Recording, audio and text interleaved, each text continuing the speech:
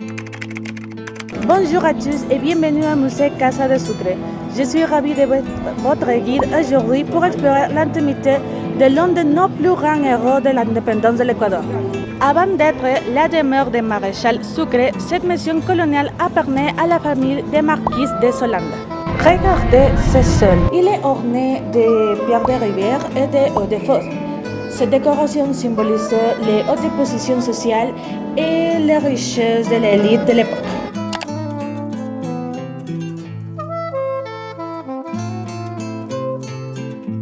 Nous sommes ici dans le patio central conçu l'architecture andalouse. Après son union avec Mariana Carcelén, la marquise de Solanda, et héritier des marquises, Sucre a voulu transformer cette propriété. Depuis la Believe, il a embauché des lettres à son ami Vicente Aguirre pour gérer l'achat des parts de la maison et ordonner les rénovations.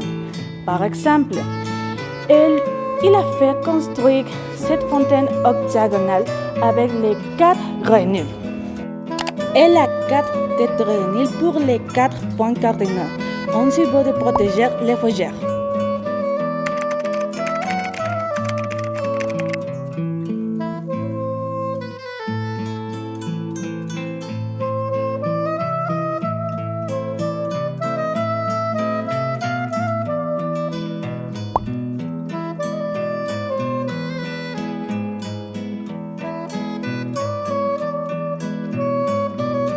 Au premier étage pour observer les cuisines, un espace essentiel de la vie quotidienne.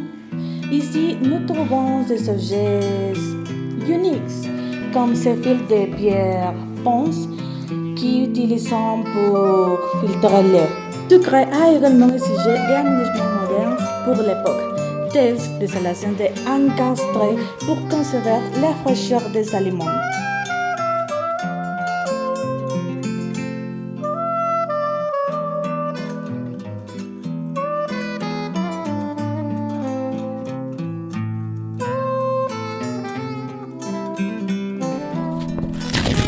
Nous passons au réfectoire principal, qui offre un vue agréable sur les jardins.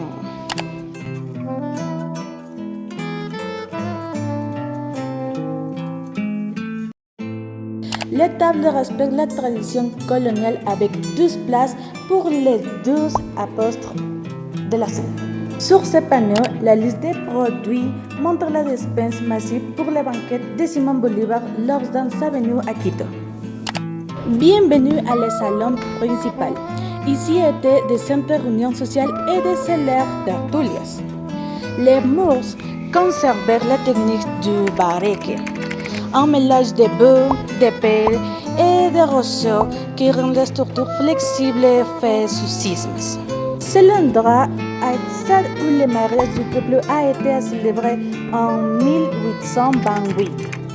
Mais curieusement, Sucre n'était pas là. Son ami Vicente Aguirre a représenté à Sucre pour le mariage parce que Sucre était à Bolivie pour son travail de présidente.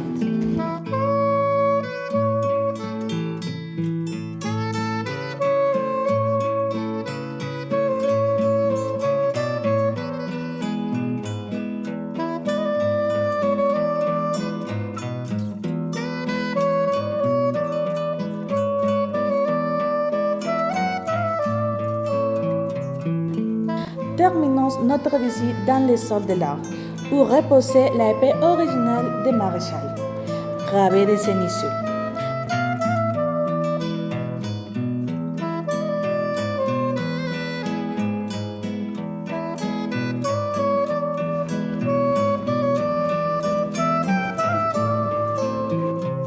L'enthousiasme de Sucre pour sa nation s'écorte.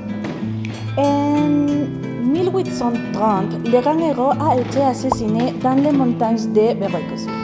Peu après, sa fille unique Teresita est morte à l'âge de 2 ans à cause d'un fièvre scarlatine. Cette maison est devenue un musée dédié pour préserver les mémoires et l'histoire de notre indépendance. La Casa de Sucre n'est pas seulement un monument de pierre, c'est le symbole vivant de notre liberté et de notre mémoire historique. Merci beaucoup.